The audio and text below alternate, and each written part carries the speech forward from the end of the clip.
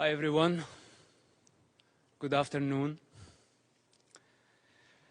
Ambassador, thank you for having me and giving me this important podium. Such a difficult situation. I see lots of division and confusion, lots of hatred, lots of misinformation. And everybody speaks on behalf of the children and on behalf of the innocent. But I am not sure about their real intention. But today I can speak on the authority of a Palestinian child, someone who grew up in that culture. Hamas' first crime against children in the Palestinian societies is not arming them or encouraging them to carry suicide bombing attacks. It's the religious, ideological indoctrination that I had to go through.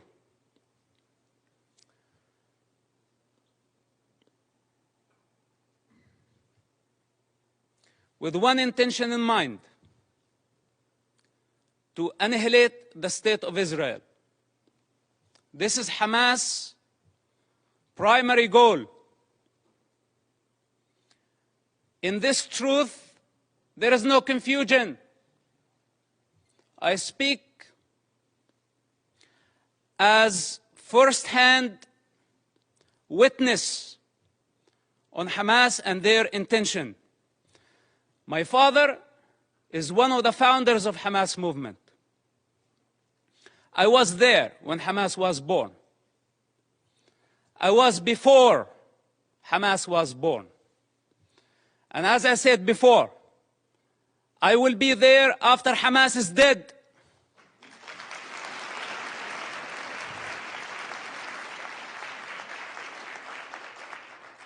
I am not a part of propaganda. I don't work for nobody. I only represent myself. And on this authority, I speak. So don't be mistaken. And take my words very carefully. Hamas is committing a crime against this generation and the next generations to come. So blaming Israel is not going to solve the problem. Imagine a 10-year-old child. When I disobeyed Hamas, I was tied up to a post and I was whipped by Hamas top leader. And I don't want to mention his name because he's not worthy.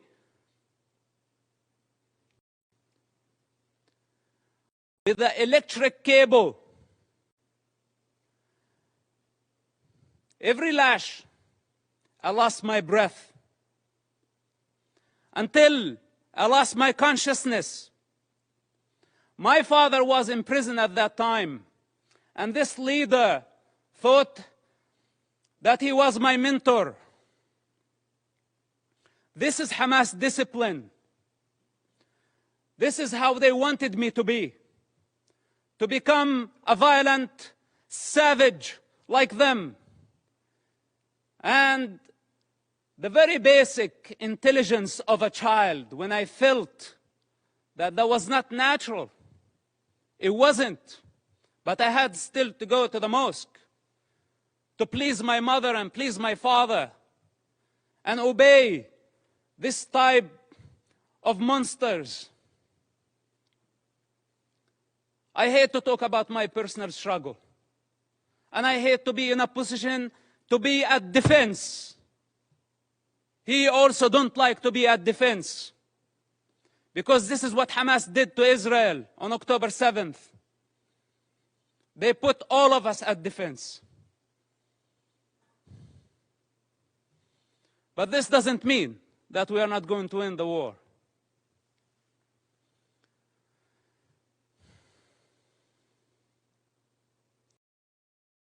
growing up in that society, majority of the Palestinians blamed Israel. And as a child, I took it as a Quran. I took it as a holy scripture that Israel was our problem.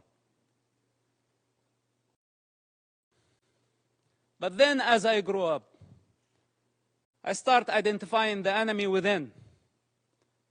The religious authorities, the corrupt leaderships, who basically did not care about children, they did not care about Palestinians, they still don't care about nobody but themselves.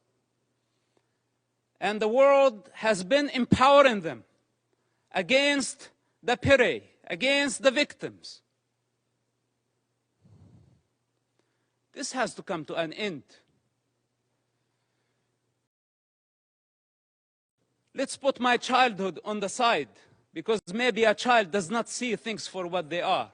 Maybe I was very bad. I misbehaved myself as a child to deserve to be beaten up again and again and again by Hamas leaders. And some people say, is it a personal problem? Well, it is a personal problem. Do you have any problem with me having Hamas problem as a personal problem? It is a personal problem. And I swear I will not die before I see Hamas dead. Can I make this a goal to my life?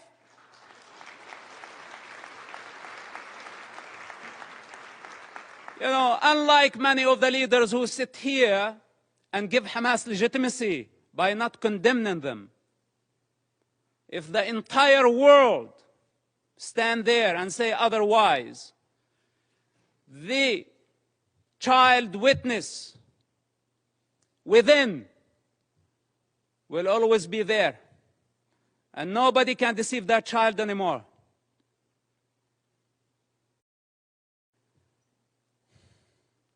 Then, as I grew up, I become the Hamas or the Islamic student movement president in our town. And I became part of the movement. It's just out of the love for my father and our family.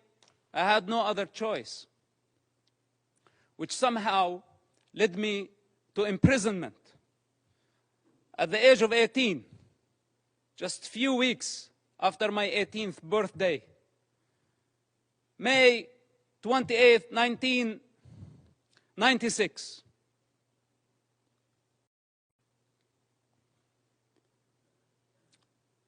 My problem was not Israel who arrested me during that experience. It was Hamas again, but this time with a lot more brutality, a lot more pain than the pain I experienced on a personal level.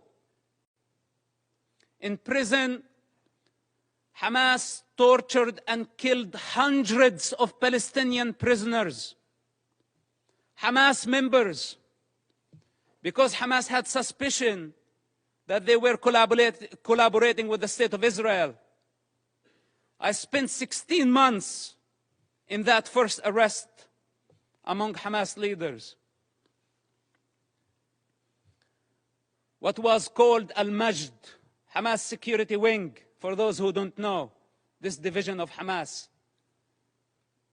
This security wing, they brutally tortured people, putting needles under their fingernails, burning plastic on their bodies, putting off cigarettes in their skin. The screams of hundreds of prisoners over that period of time. How could I forget? And I don't wish for any of you to go through such experience to realize what type of monster we are dealing with. It's unfortunate that my father helped establish such an organization. And I don't mean to dishonor him. I love my father and I will always do. I'm not here to dishonor my people. I love my people.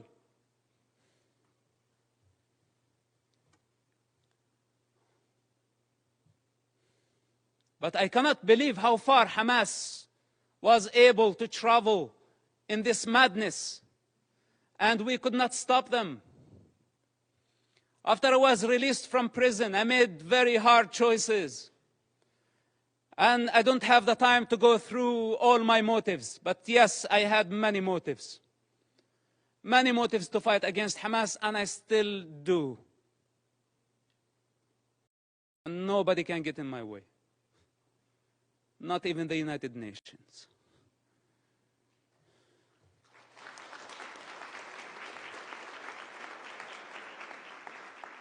So the choices I made were against any rational mind. I ended up working together with the Israeli intelligence for 10 years. We had a common goal.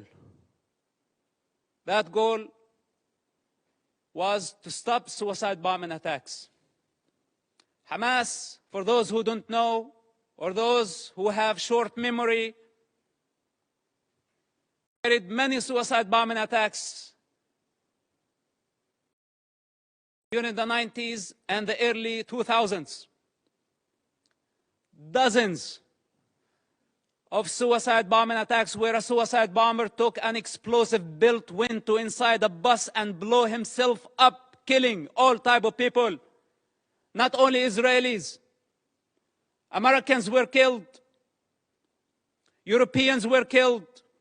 Other nationalities, including Israeli Arabs, including Muslims. Hamas did not differentiate. Take Hotel Park, for example.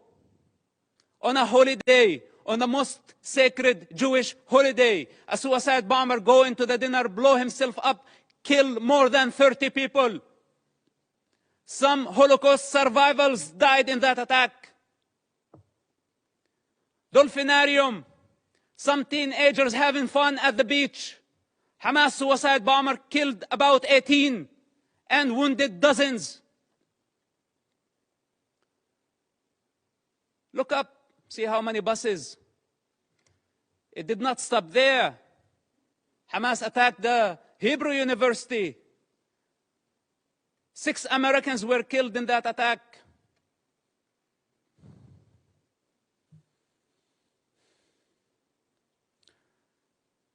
They targeted synagogues. They targeted everywhere. Knowing the Israeli retaliation, they invite violence. They love violence. Hamas, without chaos, cannot survive. It's their climate. This is where they thrive. When the peace process came, if you follow the history of Hamas and their development or their evolution, whatever you want to call it, Hamas, what sabotaged the peace process through suicide bombing attacks.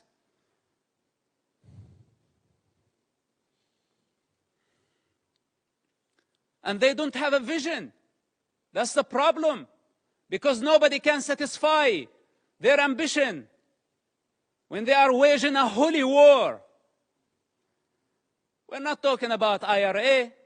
We're not talking about other political terrorist organizations that we can pressure them, bend them, bring them to the negotiating table. We are talking about a religious group that does not believe in political borders, that wants to annihilate an entire race in order to build an Islamic state. I don't know what else can be said about this group. And I don't know why it's not obvious to everybody that the United Nations fail to condemn them. Bunch of rapists. This is what they are. Lower than animal consciousness.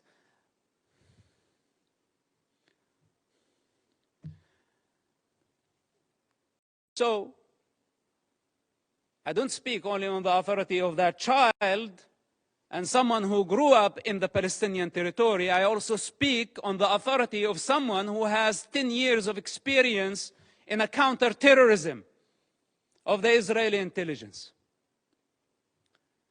It took us 8 years to capture someone by name Ibrahim Hamid. This mass murderer, 8 years he hid in a small town of Ramallah, less than 20,000 people. It took us 8 years to capture him, while he was sending suicide bombers every other day. It was a big nightmare to capture him. And you know now what they are doing? Why the hostage situation that we have in Gaza? They want him. He's on the top of the list to be released. Ibrahim Hamid, remember his name? Look him up. They want mass murderers to go back to the street. And if you ask yourself, the guy that you saw earlier, Yahya Sinwar, with the child and the rifle, this guy was released just recently, part of the prisoner exchange with Israel, when Israel had to release more than 1,000 Hamas members to return one Israeli soldier back to his mother. And Hamas had a taste to that. So they thought this time they can go and bring 200 hostages and more. So they can bring the only true democracy in the Middle East to its knees. This is why it's a very brutal war. For those who are in the intelligence communities, they understand the significance of this. And they know that that Israel cannot release more Hamas terrorists. Because this guy, you saw, Yahya Sinwar, he is the mastermind behind the attacks on October 7th. And how can Israel afford, or how can any of you validate or prove the release of mass murderers back to the street so they can carry a lot more terrorist attacks and hijack an entire society, use hundreds of thousands of people as human shields? Is this our way of solving the problem? We need the correct vision. First of all, we need to identify the origins of suffering, where it's coming from. Where does it originate from? We need to identify the disease. Then we can provide the cure. Up to this point, we haven't identified the disease. And for those who know the problem, they don't have the courage to stand and say, we have a problem with Hamas. But most of us have our own calculations. From Russia to China to the rest of the superpowers, given Hamas cover. Hamas gave the attacks on October 7th as a birthday gift to Putin. For those who did not make the connection. And I don't want to go farther. Now nobody's talking about Ukraine, using Hamas as the wild card in the Middle East, igniting a religious war to just divert your attention somewhere else. All those criminals, whether they were high profile or low profile, they are all savages. They are all enemies of children and enemies of humanity. The United Nations and the rest of the international community have empowered con men who used what's so-called Palestinian cause to become richer. They were seeking power and wealth. They did not care about the Palestinian people. As the children of Gaza sink in despair and poverty, leaders of Hamas, along with their families and their entourage, enjoy the Four Seasons Hotel in Doha, Qatar.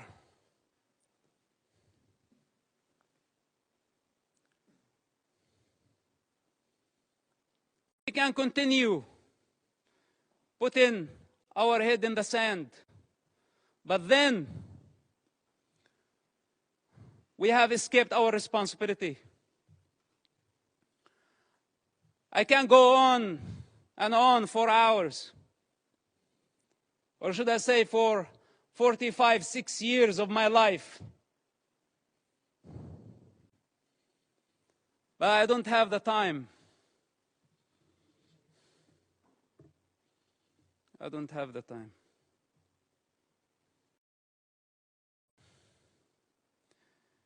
If we don't eradicate Hamas this war and this time, if we don't eradicate them, the next Gaza war is going to be deadlier. It's going to be much greater.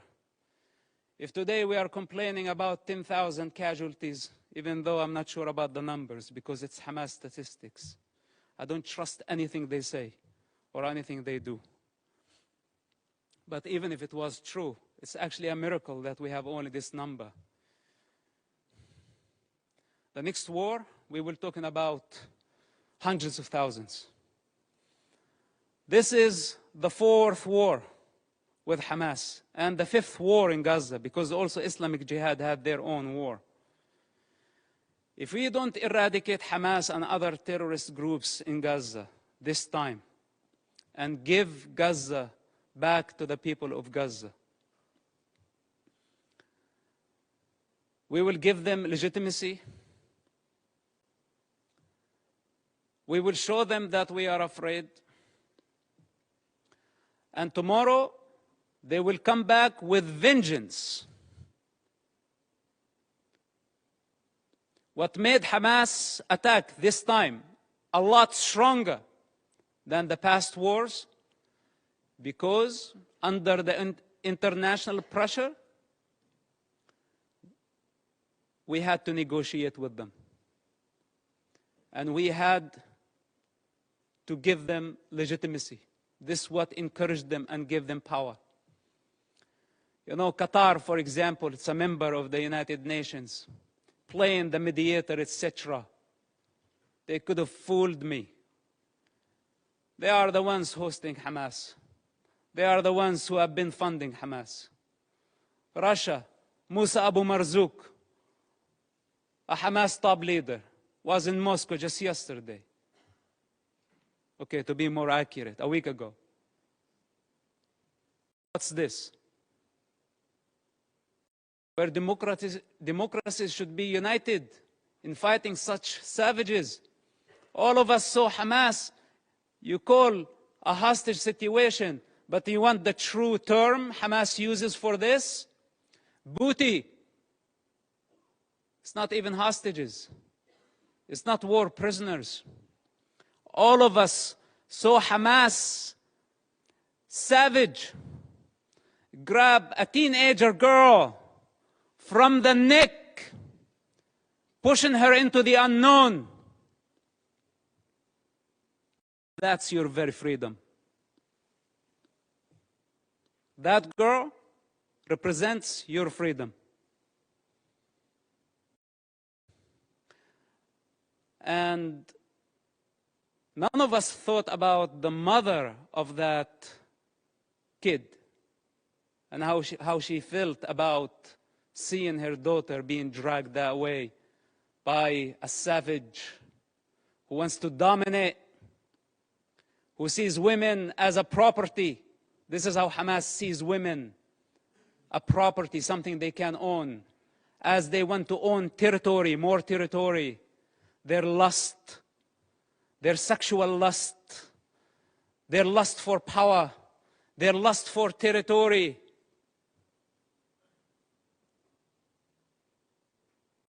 I had to die many times in order to transcend this mentality.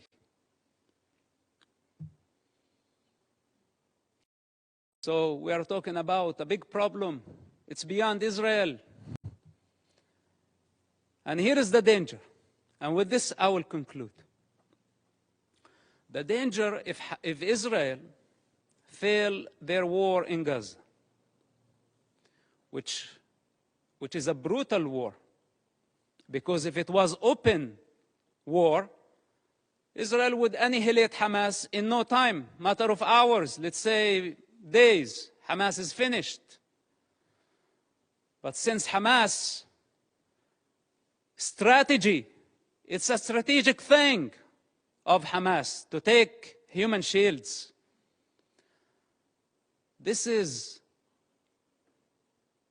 crime cannot be forgiven. None of us should forgive this crime. Gambling with children's blood for political gain, it doesn't get worse than this. So Israel now got stained by blood. This is what Hamas wanted to happen from day one. They wanted to sacrifice thousands of children so Israel can take the blame. Digging tunnels and bunkers under hospitals, schools, launching missiles. A Hamas misfire, how many people killed at a hospital, and they went so fast to blame Israel, and the rest of the world listened to them and listened to their propaganda. Nobody is concerned to check what is true and what is false. Whatever that serve our political and short-term interest, we go for it. Suicidal, not knowing that we are going against evolution. We are going against the collective consciousness of humanity. We're going against the interest of children, the defenseless children who has no one to speak on their behalf. They don't have the power to discern. And yes, they are dying. But who's causing all this death? Blame is the cheap way. It's the way of the coward. Those who have the courage, take responsibility. They don't blame.